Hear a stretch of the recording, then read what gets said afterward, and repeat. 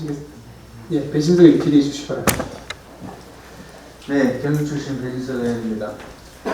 아유, 장시간 우리 부감님을 비롯해서 국장님들, 우리 감사관님, 그리고 각 과장님들하고 교육지원청에서 올라오신 교육장님들, 또 우리 직속기관의 기관장님들 모두 수고 많으십니다. 이게 앉아서 계속 이렇게 회의 듣는 것도 힘들고, 말씀하시는 분도 힘들고, 답변하시는 분도 힘들고, 그 말씀과 답변을 가만히 듣고 계시는 분들도 더 힘들 거예요. 그래도 1년에 우리 교육을 우리 추수하고 마무리하는 그런 귀한 자리인 만큼 또 각별히 신경을 써주시고, 조금 이제 힘드시더라도 양해를 해주시고 성실하게 끝까지 답변해 주시고 또 함께 해주시기를 부탁드리겠습니다. 우리 어제 신문에 우리 사례를 한번 봤더니, 이번에 우리 경상북도 교육청에서 학생뿐만 아니라 학부모들에게도 의견을 들어서 예산을 편성하는 그런 좋은 제도를 실시한다라는 미담 사례가 떴더라고요. 그래서 그것도 우리 교육청 입장에서는 우리 학생들이 제안하는 부분을 예산에 반영해서 정책도를 세운다. 굉장히 중요한 일인 것 같고 좋은 일인 것 같고, 또 그동안 성과도 꽤 있었죠. 담당 어디서 하시죠? 예, 정책국장과 동아리입니다. 예, 우리 말씀하시는 주민 참여 예산전에 매년 우리 본예산 편성할 때나 추진할 때 공고를 해서 예산 반영에 대한 의견을 듣고 있습니다. 그래서 우리 학생들이 제안한 사업들도 작년 올해 기준으로 해서 21억 정도 예산이 반영이 됐다, 이렇게 언론을 통해서 들었습니다. 내년 우리 학부모들이 제안하는 사업들도 그러면 예산에 충분히 반영되리라고 생각을 합니다. 예, 그런 걸 적극 들으려고 하고 있습니다. 현장에서도 듣고, 그런 주민 참여 예산제에서도 많이 듣고 있습니다. 네, 그런 부분들을 이제 수범 사례로 이렇게 말씀을 드리겠습니다. 또 그리고 이번에 수학능력 시험을 이렇게 준비하시는데, 우리 경북에서는 큰 사건 사고 없이 잘 마무리하신 걸로 알고 있습니다. 그래서 각 우리 교육지원청에서도 그렇고 일선 학교에서도 그렇고 우리 교육청이 준비를 열심히 해서 큰 무리 없이, 큰 사고 없이 수학능력 시험 우리 학생들 잘 치를 수 있게 지원을 해주신 데 있어서 감사하다는 말씀을 우리 또 도민들과 학부모들과 우리 또 학생들을 대표해서 감사하다는 말씀을 여기 자리에서 드리도록 하겠습니다. 그리고 이제 몇 가지 제안 삼아 말씀을 드리겠습니다. 우리 의원님들께서 워낙 따끔한 말씀들을 많이 해주셔서 오늘 많이 우리 교육 발전에 도움이 되시리라 생각을 합니다. 우리 국장님들은 근데 오늘 우리 의원님들 말씀하시는 이 각 세부적인 내용보다는 전체적인 주제를 보시면 처음 들으시는 것들은 아니죠. 그래도 과거에서부터 쭉 이때까지 있어 왔던 이런 내용들 아닙니까? 우리 교육국장님. 예, 교육국장 문영건입니다. 행정사무감사를 받으면서 사실은 이제 반복되는 그런 말씀들도 많이 하십니다. 그럼에도 불구하고 저희들이 그게 제때제때 대처를 못한 것은 어찌 보면은 변명같이 들리시겠지만은 저희들의 범위를 좀 벗어난 것들이 없지 않아 있습니다. 그래서 그런 것들은 저희들이 적극적으로 교육부와 이렇게 협의를 하고 있지만은 이 전체적인 흐름이 저희들 경북의 현실을 그대로 반영하는 것이 아니라 대다수 이제 광역시 위주로 이렇게 가기 때문에 저희들이 의원들이 하시는 말씀 하나하나를 그대로 정책에 반영해서 그걸 해석하기는 조금 벅찬 그런 점이 없지 않아 있습니다. 그럼에도 저희들은 의원님들이 소중한 말씀 해주셨으니까 어떻게든 조금이라도 의원님들이 걱정하시는 바 좀 줄이도록 노력하겠습니다. 네, 우리 교육장님 대표해서 말씀을 해주신 것 같습니다. 본회의원이 생각하기에는 이런 부분들도 아까 말씀하신 부분, 우리 교육부에서 교육정책 전체를 또 바꿔야 될 부분들도 있고, 또 타 시도와 비교해서 또 형평성을 맞춰가야 될 부분들도 있고, 또 우리가 조금 더 선제적으로 어떤 부분에 있어서는 정책적으로 앞서 나가야 될 부분들이 있다고 생각을 합니다. 그런데 과연 그런 부분들이 우리 국장님 말씀대로 어떤 로드맵과 방향성과 큰 틀을 가지고 경북 교육의 미래 비전과 발전을 향하는 방향으로 움직이고 있는가 하는 것에 대한 근본적인 부분들을 여쭤보면 굉장히 답답하게 느껴지는 부분이 뭐냐 하면 우리 교육청은 굉장히 많은 이렇게 벽이 보인다라는 게 오늘 우리 의원님들의 공통적인 말씀인 것 같습니다. 예를 들어서 오전부터 우리 행정사무감사가 중단됐던 것들도 우리 자료 제출이 원활치 못한 부분들이 있어서라고 생각을 합니다. 어떤 부분에 있어서는 우리 교육행정에서 조금 부담스럽고 또 제출하기가 어려운 꺼려지는 이런 자료들이 있어서 제출이 제대로 안 됐다 이런 부분도 있을 수 있겠지만 대부분은 소통의 부재에서 나오는 또는 어떤 자료를 어떻게 만들어서 제출을 하는 게 정확한 이야기인지를 몰라서 또는 이게 어느 부서에서 담당하고 있는 건지 또는 이게 자료가 복합적으로 이렇게 이루어져야 되는 부분이라서 한 개 부서에서 이를 다 취합해서 가지고 있지 않아서 만들어지는 이런 현상도 다수 있다라고는 본인은 생각을 합니다. 이런 것들이 어디서 나오냐 하면 우리 조직이 한 번쯤은 이제 우리 조직을 되돌아봐야 될 때가 아닌가라는 생각을 하게 됩니다. 우리 혹시 우리 교육청 공무원들은 우리 본청에 근무하시는 공무원들이 몇 분이 계시죠? 혹시 아십니까? 400여 분 정도가 계시죠. 우리 400여 분 정도가 우리 23개 지역의 교육지원청과 유기적으로 협조를 해야 되고 또 우리 28만 정도의 학생들이 있는 이 학교들과 유기적으로 또 합쳐져야 되고 수많은 역할과 수많은 일들이 동시에 벌어지고 있습니다.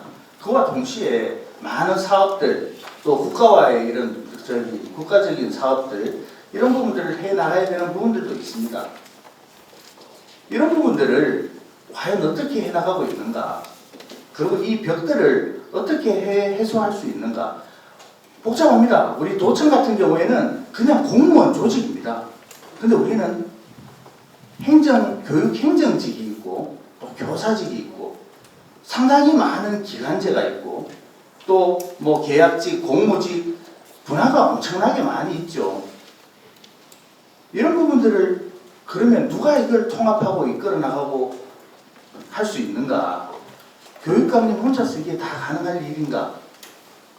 생각을 하게 됩니다. 우리 부감님, 우리 송기동 부감님께 한번 여쭤볼게요.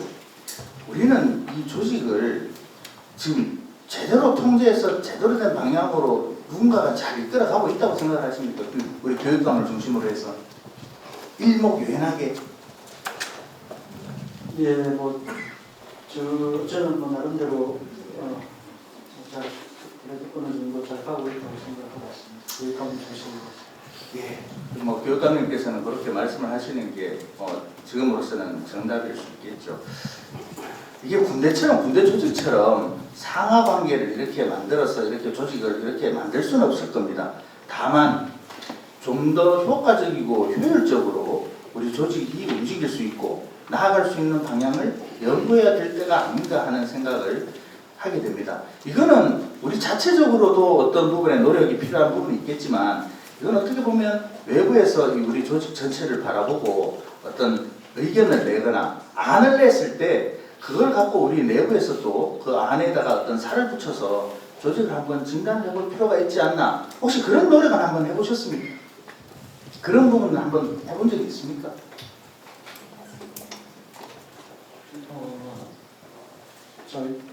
지금 당장 기억에는 떠오르지는 않습니다. 그거는 어떻게 교육부에서 이렇게 지시나 허가가 있어야 되는 겁니까? 그건 아니라고 생각합니다. 그럼 우리 자체적으로 이런 부분들에 대한 필요성이 아까 부감님 말씀대로 우린 잘 굴러가고 있는데 잘 돌아가고 있는데 우리 자체적으로는 지금 그렇게까지 할 필요는 없다라는 필요성을 못 느끼시는 겁니다. 그렇지는 않습니다. 그런 지금 또 환경이 워낙 이렇게 여러 가지 교육 환경이 급변하고 있고 특히 아까 손익 의원님도 지적해 주셨듯이 학생 수 급감 문제라든지 여기에 대비해서 조직이 잘 굴러가는 이 조직이 언제까지 계속 이렇게 잘 된다는 그런 보장이 있기 때문에 항상 그런 환경 변화에 염두에 두고 조직을 혁신하고. 알겠습니다. 간단하게 정리를 하겠습니다. 요건에 대해서는 정리를 하는데 조직이 잘 굴러간다고 하면 오늘 우리 이렇게 우리 의원님들이 요구하는 이런 자료들이 이렇게 원활하게 공급이 안 되고 원활하게 이렇게 소통이 안 되는 일이 없어야 할 거다. 그런데 단편적으로 우리 조직이 막혀 있고 닫혀 있고 또 우리 조직 간의 의사소통이 잘 안 되는 가장 단편적인 예가 바로 이번 행정사무감사에서 우리 집행부와 또 우리 의회 간의 소통 부재로 인한 자료 제출이 원활하게 되지 않는 것, 자료 제출이 원활하게 되지 않는다는 자체가 의사소통이 원활하게 안 되고 있다는 거거든요. 그래서 그런 부분에 대한 우리 조직의 진단을 한번 제안을 드립니다. 조금 더 그걸 좀 줄여볼까요? 우리 직속기관이 몇 개가 있죠? 우리 직속기관은 우리 각각 다 다르시죠? 우리 직속기관을 관할하는 국이 우리 부관국이 우리 직속기관이 지금 몇 개가 있습니까? 11개가 있습니까? 우리 직속기관에 대해서는 우리 각각 달리 이렇게 관할을 하지만 직속기관을 전체적으로 이렇게 한번 진단을 해보거나 평가를 해본 기억이 있으십니까? 제 보고는 없었습니다. 제가 한 2년 반 정도 우리 의원님들이 이번에 직속기관 6개 기관에 대한 행정사무감사를 하면서 느낀 점들이 우리 직속기관들이 과연 제대로 된 역할을 하고 있는가 라는 것에 대한 심대한 의문을 제기했습니다. 본의원 같은 경우에는 우리 모기관, 여기서 그냥 얘기를 드리겠죠. 연구원의 기능이 제대로 돌아가고 있는가, 우리 경북교육의 브레인 역할을 하고 있는가에 대한 의문을 제기했습니다. 그리고 우리 집행부에 우리 연구원을 비롯해서 직속기관에 대한 평가를 한 적이 있느냐라고 했더니 2019년도를 마지막으로 평가가 이제 없어졌어요. 그나마 과거에 평가했던 기록을 보니까 그냥 그 평가지라는 게 그냥 정량평가, 정성평가 이렇게 해서 가져오셨는데 그 평가라고 할 수준이 안 되는 정도의 그 결과물을 가져오셨더라고요. 우리는 교육기관입니다. 학생들을 늘 평가를 하죠. 어떤 기준에 의해서. 근데 우리는 우리 스스로를 평가하지 않습니다. 직속기관의 기관이 굉장히 동력이 떨어져 있어요. 역할에 대한 목표의식이 분명치 않습니다. 제가 이렇게 말씀드려서 죄송합니다만 직속기관의 장님들이 대부분 이제 곧 정년을 앞둔 분들이 직속기관의 기관장으로 가 있으십니다. 누구는 그러세요. 직속기관에 가서 이제 좀 쉬었다가 이제 그동안 고생했으니까 마무리를 하고 이제 쉬어서 가는 그런 자리가 아니냐. 그런데 그 직속기관이요, 24시간 불켜져서 돌아가지 않으면 기관장님들은 쉬고 그 밑에 직원들도 쉬고, 그러면 우리 학생들과 그 직속기관에 딸려있는 교육 식구들은 더 많은 고생을 하게 됩니다. 직속기관에 대한 평가, 심지어는 기관장님의 우리 도청 같은 경우에는 기관장 인사검증도 요청해서 인사검증까지 하고 있지 않습니까?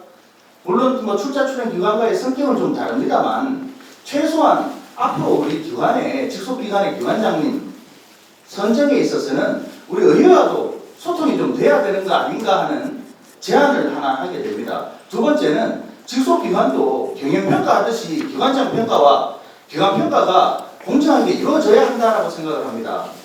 그냥 자체적으로 평가하는 그런 부서평가 수준의 평가가 아니라 외부 전문기관에서 우리 직속기관들을 평가하고 직속기관들의 목표와 방향을 매년 재설정해 주는 게 우리 교육의 발전에 도움이 된다고 생각하는데, 이 부분에 대해서 우리 누가 대표해서 답변하실 수 있는 분이 있으시면 답변 한번 해주시죠.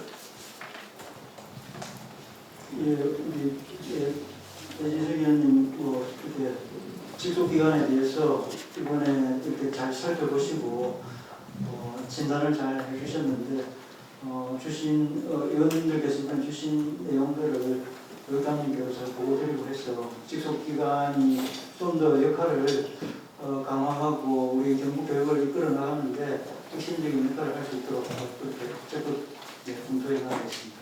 직속기관에 대한 발전 방안에 대해서 별도의 답을 이번 올해 회기가 마칠 때까지 제출해 주시길 바라고, 만일 우리 교육청에서 그 부분에 대한 대답을 제시해 주시지 못한다면 우리 의회에서 별도로 그 직속기관에 대한 앞으로 발전 방안을 제시를 해드리도록 하겠습니다. 그 부분에 동의하십니까? 네, 알겠습니다. 다시 한번 부탁을 드리겠습니다. 한 가지만 더 질문해도 되겠습니까? 예, 짧게. 짧게. 15분 썼어요. 우리 교육감님 공약에 대해서, 우리 교육감님 공약의 관리 책임은 누구한테 있죠?